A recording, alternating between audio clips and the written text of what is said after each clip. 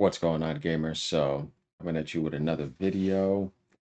Um, and the interesting thing is that we have a release date now for Indiana Jones coming to PlayStation. As a lot of people were guessing, it will be April, right? And seems like they were right.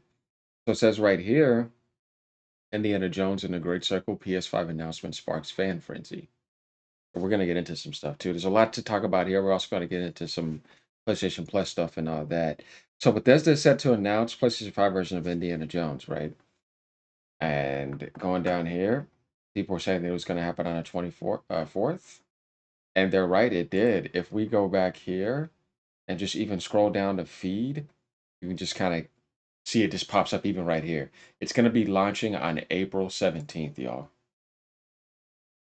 So that's earlier than Forza. Forza's coming at the end of the month. So if we go over here to Forza, we see that's April 29th. They both have Ultimate Editions and all that, whatever you want to call, so you can get all that.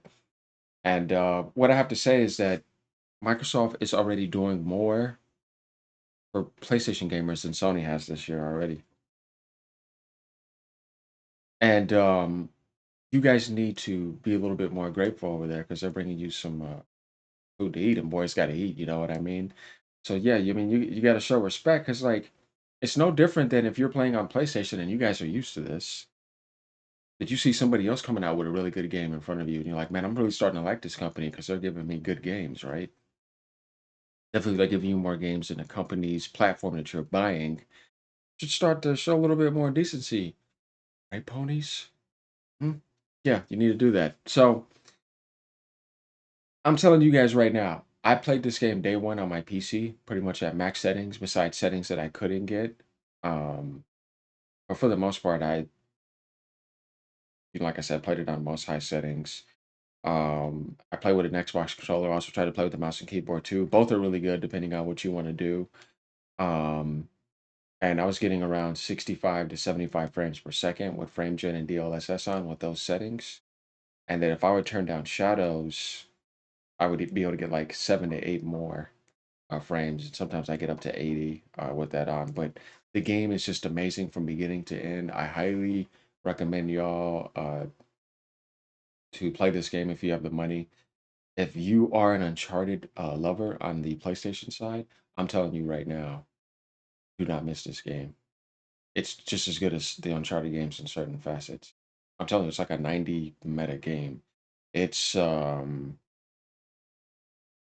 definitely worth it. And if you're an Indiana Jones lover and you like Uncharted, there's no way in hell to miss this game. And there's a lot to talk about in this video because, like I said, we're gonna get on to some other aspects too. But I just wanted to highlight that yeah, this is a game you don't want to pass up.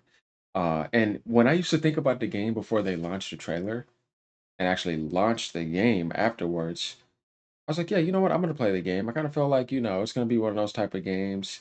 And then when I got my hands on it and I started playing it, I'm telling you, the experience is better than what you're thinking. Like I'm talking to you as a gamer, not as a PlayStation gamer or an Xbox gamer. Like this game is definitely worth your money. It's a game of the year type of contender game. I put a good amount of time into this game. So if I was doing PlayStation trophies, I'll probably be at like 65 or 70% or somewhere like close to around there. That's why I would be like, that's how much time I put into the game. And I didn't want to be done with it either. It's just that there's just so many games constantly coming out, man. We just don't have time to sometimes beat another game again unless we really want to. But this is a game that I'm telling you right now. If you like that feeling Uncharted 2 gave you, Uncharted 3, Uncharted 1, you're gonna get that from this game in a different facet. Get prepared. It's that good. Oh yeah. So that's my take on that. And yeah, y'all be grateful for that. Because like I said, you're getting that, and then you're getting a meta uh, racing game. Microsoft is doing very well as a publisher this year, and I just don't see Sony competing with them. They're gonna have to show me something crazy in the last half of this year. But it's like they're already releasing so much, and now we got these two coming out next month. Doing pretty good, and what they're gonna be doing for their own console. Now, y'all ever want to say anything negative, just remember this is what y'all doing, but you're still supporting a great game, though. You know what I mean? Like I support great games. I don't sit there and just play on Game Pass. Not that it's bad, but I'm just saying. Like when I'm going to the Nintendo world, you think I'm gonna be on a Game Pass service? Not gonna happen. PC, some games are not like that either, or on PlayStation. So, um, yeah, it's okay to be that guy in line that is gonna be paying $70 for Doom: The Dark Ages, Forza, and Indiana Jones, and all these other games come. Just thought that that was, something for the ponies. It's, you got to realize. Now, going over to the next subject, this is going to be interesting. PlayStation Plus, March 225 player count takes a big hit. Kind of seen this coming. You know what I find so funny? Like all the mess people try to talk about Game Pass, though it's a superior version, but they never want to talk about the drops on PlayStation Plus and how like mid it can be sometimes. Literally right in your face. The free PlayStation Plus games from March 225 were not as popular as January or February offerings. Hmm? Data from True Trophies and Game Trends suggest a 15.2% drop on PlayStation Plus compared to February. 15.2%. Let Microsoft even get 5%. Watch how they just jump through the roof with negativity. 15.2% drop compared to February. Let's see if Reforge talks about this or any of the other PlayStation fanboys. I'm not going to say anything. There was also a drop compared to January free games. 15%. But you're selling more consoles apparently? You have a bigger base, but you have a 15% drop? That's not good. It seems as though not as many PlayStation Plus subscribers were as interested in the March 2025 free games as they were in February. PlayStation Plus subscribers, regardless of tier, are treated to a fresh batch of free games at the beginning of every month. The free games vary widely in genre, budget, and popularity, which makes it difficult to predict what's going to be free one month to the next. Now, if we think about what they're trying to charge you for that too, because you can't get any like market deals, great market deals on PlayStation Plus, it's only on Sony system. Why would you want to go to the extra tier? That's also kind of mid. Microsoft can release games weekly better than that whole monthly drop that they're doing, plus the plus games. It's like the incentive to get plus, is it for online or is it just so you could grab the free games? And as of lately, like I said, definitely the past 4 months, it's not been good. And you can't be doing that while Microsoft's dropping so much heat on Game Pass consistently. Like it's not even close. And they're bringing you games on another platform while they're canceling games, giving you crappy plus. This is what I mean. Like, I don't understand why you guys are defending this. You need to be more critical about it. You need to complain about this type of stuff. You should never be looking over at the Microsoft side where they're feeding you scraps on the plus category, having a 15.2% drop, and you're getting mediocre and sometimes solid extra. You only get that one time a month. Microsoft's doing it weekly when they're giving you day one games. It's not a comparison. Let's go over to what Jim Ryan said here. Jim Ryan tried to warn you PlayStation Plus simply can't compete with Xbox Game Pass, but Sony silenced him, gave him a cookie, and sent him packing. I wouldn't say that. He's made a lot of stupid decisions, but Xbox Game Pass has no rival. The Game Pass has captured 60 to 70% of the global subscription service market. Jim Ryan filed that in 2022. Then he said, and we see right here, PlayStation Plus 2025 player count takes a big hit. That's why this was kind of up here. You know what I mean? The Jim Ryan was being brutally honest when he said that Xbox Game Pass has no rival. What do you just think about that? There's a lot more too. You know what I mean? Like all the stuff they're doing day one that are third party games too. Like it's just not really a comparison. You think about them doing that and dropping games on PlayStation 2. They're having a great year, like as a gaming company. You know what I mean? As far as like publishing and development, doing pretty damn good. And there's just people that are not going to give them credit for that because they just want to see everything in a negative spectrum. And I have canceled both. Not only subscription service I use Nintendo Switch Online, only one I use on a weekly basis. Nintendo Switch Online is pretty good too. It's like a whole entire retro world with online too, and it's only like $20 a year. It's pretty cheap. There are only 100 million PlayStation Plus users. Xbox barely has half that. See, it's funny that he says that, but that's not true. That's a fucking lie. How are they accounting for that? Guys, you can't have a 15% drop and then post that type of BS. Like, it's not reality. See what I'm saying?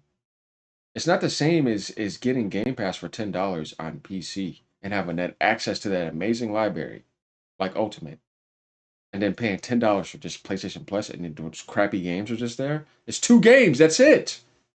And then you're just paying for online at that point. If you're not using it, what are you doing there? It's just sitting there idle for 30 days. Or if you got a whole year of that, what are you doing if you're not using it? And that is happening. You're not playing any online games, and most of the games are canceled. So yeah, PC would be the better option at that point then, because it'd just be third party. That's what you're focusing on. And I'm not telling people to leave PlayStation PC, but I'm just saying that that's what I would suggest, because you never have to worry about paying for online. Are you really just paying for those games that you really don't want and you're never gonna beat? Sometimes it'll be like, okay, on Plus, that's actually a good game you're giving me. Like they have to still kind of do that in a way because they can't play the full third party and full first party day one Game Pass game like Microsoft pays and plays. Like you just don't see them doing that. So that's why you got stuff like that happening. But watch, it's not going to get brought up. And I'm going to be seen as constantly being negative when all I'm doing is highlighting the negative that's happening in front of these clowns. And then they try to make it seem like, oh, he's just getting up every day being negative about PlayStation. Oh, I'm the only one that seems to be uh, being very critical about it since you clowns don't want to do it. Obviously, we know other streamers are as well. But what I'm saying is that on the PlayStation side, if you guys are not going to do it, other people are going to do it. You're just kind of complacent and you just kiss their ass and you just over support and you think they're all great and this and that. And it's like, it could be a lot better. It's, I guess, have a mediocre mindset and you're settling for less. So, yeah, it sounds like that's your problem, not my problem. But yeah, they need to give y'all a really good PlayStation Plus for April. There needs to be some good batch of games coming. Like it's the thing to do because it's like, man, I'm just not gonna sit here and let Microsoft come onto my platform and outdo me. And then I'm like, you know what? When I think about it, you've been doing that your whole life. You've been having other people come on your platform and outdo you consistently and carry you. And Sony's okay with that. And then you drop your little movie games and they get their rush. And then people try to overpraise that. And then it's the dog and pony show, right? And they think that's all that. And it's like, dude, man, when I see what Nintendo's doing, man, what? Not even close. Wait till the Switch 2 comes out. Just saying, just so you can see that they can do better. You know what I mean? Um, and they're never going to have a drop of games like Microsoft is doing anymore because they don't do that. If not, okay. But as a PlayStation gamer, do you think that you should be receiving better? If you don't, I don't know what to tell you. But there are going to be some people that will look for excuses for that. So, not me. But like I said, let me know what y'all think about this. Like, comment, subscribe. Just something to cover. And like I said, y'all enjoy Indiana Jones. Y'all enjoy, y'all enjoy Forza. I mean, you got meta racing and meta action and adventure and movie respecting the legacies in the movie world. Like this game does it all. You guys are going to see what I mean when you get your hands on it. Definitely having a PS5 Pro too. Since you guys want to talk about that, let's see how it does for this game. You're going to see that Microsoft optimizes it very well and make sure you have a good experience because they care about their products. So they give you a premium experience. Sony needs to do that in the PC community. I'm just saying. So I said my piece about this, and you guys enjoy that Harrison Ford experience because that's pretty good. All right, y'all. Peace out. Have a great day.